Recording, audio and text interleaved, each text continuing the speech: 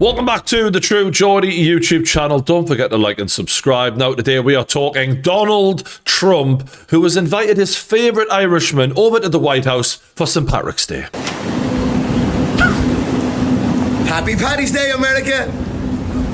Oh, fucking hell. He's fucking shameless, isn't he? Now, needless to say, this has come as a shock to a lot of people, right? McGregor recently has been accused of some horrific crimes and even had to pay out damages on them. You'd think even if Donald Trump does really like Conor McGregor, his advisors would say, yeah, but just swerve that. We just don't need the negative publicity right now, right? Especially after Donald Trump's administration recently got Andrew Tate out of Romania before he could face potential justice for the horrific crimes he's accused of. And it does beg the question, like, is Donald Trump just like a rebel and he just wants to go against the grain? He thinks, well, I've been falsely accused before. They were probably falsely accused as well. Is that what he's thinking? Or is the Trump administration just so shit that they don't inform Donald Trump of the background of anyone he has anything to do with? And honestly, with Trump being in his 70s, that is possible that he doesn't even fucking know about this sort of stuff. Trump's, knowledge of fighting and fighters is pretty much just like literally what he sees on TV. I don't think he has the bandwidth to be worried about Conor McGregor's personal life. And it was a much bigger story in Ireland than it was in America, from what I understand. And interestingly, since Donald Trump originally posted a picture of him and McGregor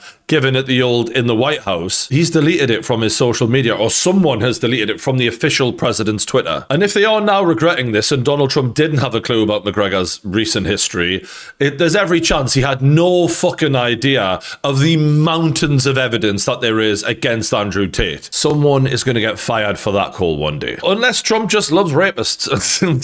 Fucking hell. I don't think that's the case personally, but some people on Twitter have definitely said that that is the case. So let's have a look at the moment that Donald first met Conor. Guys, thanks to the one of my own. I get you what I'm doing. Congratulations. I tell you what, your work ethic is inspiring. Your work rate is inspiring.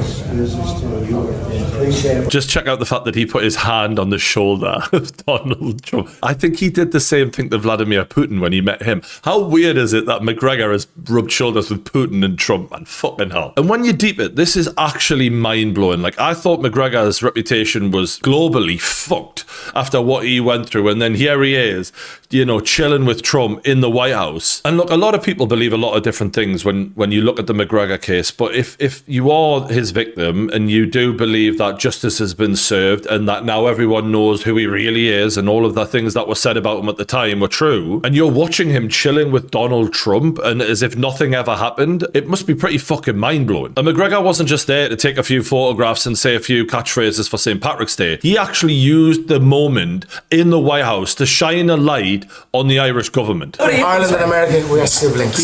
We consider America our big sibling.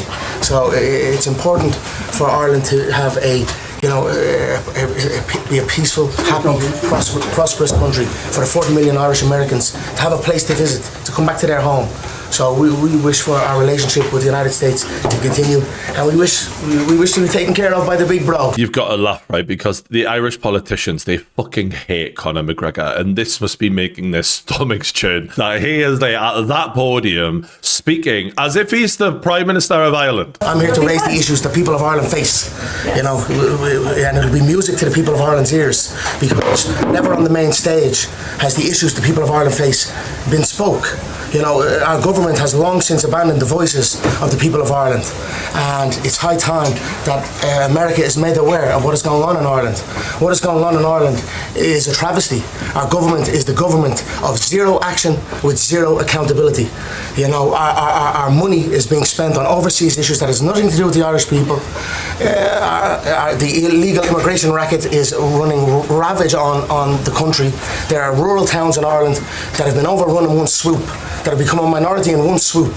So issues need to be addressed, and the 40 million Irish Americans, as I said, need to hear this, because If not, there will be no place to come home and visit. Now, I've been looking at the response to this on social media, and there's so many different takes, and I'm really going to try and come at it from as many angles as I can. I'll do my best. I think, for a start, a lot of people in Ireland take major issue with Conor McGregor speaking on behalf of the Irish people because of what he's alleged to have done. 10 years ago, maybe they would have been delighted at this because that man was a hero back in the day. But since then, he has done and said so many things that have just turned the Irish people right off him, even without the accusations. His reputation is fucking ruined in that country, and it's as simple as that, really. And for some people I've seen, it's not even as much about him, it's about they just disagree with him, full stop. On everything. However, from everything I've been reading, I have to say that there are a strong number of people who are saying, we might not admire the messenger, we don't like Conor McGregor, but the message is 100% accurate. I've seen them quoting statistics saying over 20% of Irish people now are not born in Ireland, and that number is on the up. And naturally, these claims from Conor McGregor have caused the Irish politicians to act very quickly to piss on his message. But let me be very clear, Conor McGregor is not here in the United States representing Ireland or the people of Ireland. He's here in a personal capacity. He doesn't speak for Ireland, he doesn't speak for the people of Ireland, he has no mandate to do such, and my views on him are very clear, well established. And the Irish media have led with stories like this. Politicians, victim of attack and abuse campaigners united in their criticism of McGregor's meeting with Trump in the Oval Office. He does not speak for us. And McGregor has actually responded to the backlash from these politicians. Conor, the Taoiseach says you don't speak for the people of Ireland. Your response to that? I am an employer of over 200 people, almost 300 people in the country of Ireland. He's an employer of none. Every available metric available to us has shown that the government of Ireland currently has failed the people of Ireland. In 10 years, Dublin city centre has gone from one of the most safest cities in Europe to one of the most dangerous. So shame on him for saying that, speaking down on an Irishman. I won't speak about him personally. Throw a jab, I could throw many jabs at them, I could throw jabs handily at them. However, I speak on the metrics, and the metrics show they've failed the people of Ireland. They do not represent the people of Ireland. Conor, and I'm what here. do you say to people who feel it's inappropriate for you to be here, given... God bless Ireland, God bless America. And look, many people are still saying, fuck him. We don't care. You paid out damages on a rape claim. We're not listening to you. You're finished. But again, the other side of the coin is there are some people who are saying, look, the Irish government have had their chance to build bridges with the Trump administration and to be a part of a discourse there, and they really haven't done a great job of it. So you can't really complain that they've invited Conor McGregor over when you lot have made no effort. And they've actually went after people like this young guy here. He was a youth president, and they, demanded he resign over a trip to a Republican youth conference. So it's not just that they've not made an effort. There's been times where they've actively demonized being a part of the Trump administration in any way. And the people who do support McGregor's message, even if they don't support McGregor himself, just seem to be glad that someone finally said something, because for them, the politicians are acting like these problems in Ireland don't even exist. And it kind of reminds me of when I was at school once, when we had these Ofsted inspectors come round, every school, and they grade the school and how good they're teaching the kids and whatever. And our school were on our best behaviour because it was a fucking shit show, that place. And we were all told to fall in line and just be completely different people. And the teachers were acting completely different to the nutcases that they usually were. And when the Ofsted inspector asked me what I thought of the school, I was like, it's fucking terrible. They're literally all acting here for you. They don't normally like this. They normally don't give a shit. I'm telling you now, they're fucking useless. And like every other kid was looking at me like, wow, he's actually saying it right now in front of the teachers. A lot of people dislike McGregor. They're just grateful that someone is saying what needs to be said, in their opinion. I'm not saying I agree with them, but in their opinion, they're just relieved that someone's saying it. And now, a word from our sponsors. Have you been getting a load of spam in your email recently? Or what about those calls when some random gives you a ring? Some call center where you can barely fucking hear them. It's annoying. Yeah, there's some shady guys out there called data brokers, and their job is literally to get your personal information. Your name, your email, your address, your political affiliation, the lot. And what they then do is they take it all and sell it all onto marketing agencies, which is why you're now getting bombarded with all this shit. And they've actually gone full Black Mirror now, where they're using like AI voices to try and get people, poor unsuspecting people, to hand over their cash. And this is where you hear about people getting huge loans taken out in their name without even knowing about it. This is how it happens. But luckily, this is where today's sponsor can be of help. You see, Incogni will reach out to these data brokers and ensure that your data is removed from their database. And because data brokers are always scouring the internet for your personal information, Incogni will continue continue policing it and making sure that your data does not appear online. All you've got to do is click the link in the description below, create an Incognito account, and tell them whose data you want removed. You then grant Incognito the right to work on your behalf, then you relax, and they will consistently update you as your data is removed. And the beauty of it is risk-free, because you can do a 30-day trial, and if it's not for you, they will give you a free refund. So click the link in the description below now and use my code Geordie to get 60% off your annual plan. And you've got to imagine, if these politicians were ever going to be pulled up on the state of Ireland and things like immigration, they would want it to be in an environment away from the spotlight that they had complete control over. Their worst nightmare is the most famous man in Ireland stood in the middle of the White House shouting his fucking mouth off where you know it's going to go viral. This is not a man that the political class would ever in a million years have approved to be in that position speaking on behalf of Ireland when they look at him as a violent working class thug who cannot be controlled. He is the complete opposite of all of these politicians that a lot of the working class in Ireland feel like they've been failed by. And as bad as McGregor's reputation is in Ireland, this actually empowers him by saying all those things that the Irish working class want to be said. And yes, he's been accused of terrible things, but the point is online, loads of people who openly don't like him, they've said, I don't like him at the start of the fucking tweet every fucking time, but I agree with what he's saying. Now, that doesn't mean he's right, and that doesn't mean all working class Irish people feel that way, but this is what I've been reading. It's undeniable. And of course, social media doesn't encompass everyone in Ireland, right? I haven't been able to talk to every single person in Ireland. That's just impossible. But what is undeniable is that he's touched a nerve here big time. And when I'm reading into the reaction of all of this, the politicians, the political class, they're attacking him, of course, but they're not really attacking his argument so much. And the more you attack the man and not the argument, the stronger his argument becomes. Because to regular folk, it's like, well, you know, you're just trying to shut him down. You're not shutting his argument down by disproving it, which would immediately shut him down anyway.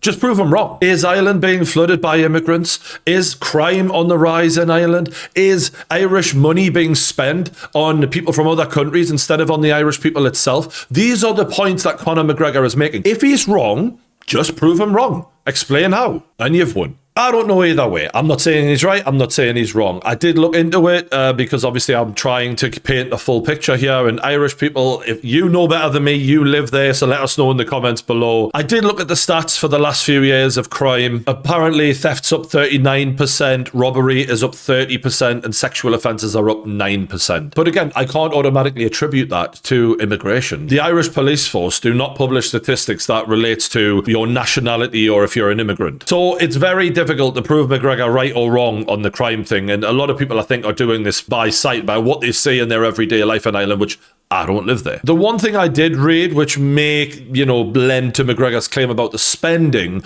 of the Irish government, is they are spending multiple billions a year on immigration. They just are. And they're also sending multiple billions a year out of the country to other countries. That's a fact. And someone posted this video on social media, which is a video of like the police basically pushing away residents of a little village in Ireland before erecting like a camp for migrants, basically for them to live there. And obviously the residents are basically trying to say, we don't fucking want this. And the police are literally just saying, we don't give a fuck what you want, which is, that's not really the point of government.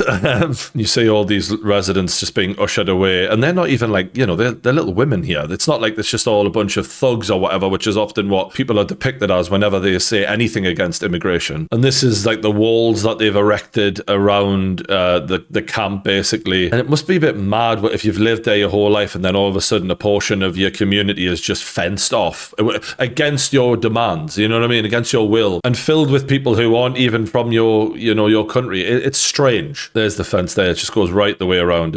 It's mental. And again, I don't know how common that is in Ireland. It's one video that hit social media and I thought, it's interesting, I'll put that in, but I don't know if that's happening a lot or not. I know that Conor McGregor's words won't just strike a chord with Irish people. It'll strike a chord with many people in Europe, because immigration is now the #1 talking point in all of politics. It's one of the main reasons Donald Trump got in office. And it's no coincidence coincidence that we're seeing new parties forming all over Europe, and not just forming, but surging in power in Europe, because they're promising the end of mass immigration, and it's what people want, and it's what people have wanted for decades. And it's something that in the UK, for example, the political class have completely ignored, and it's just continued to get worse and worse by the day. There is no control, and we don't have a clue who's coming in. And a lot of people are just fearing for the safety of their families, because if you don't track who the fuck's coming into your country, this is where problems occur. And let's be honest here, this is about money as well. The UK are spending several billions every single year on immigration, including about £8 million per day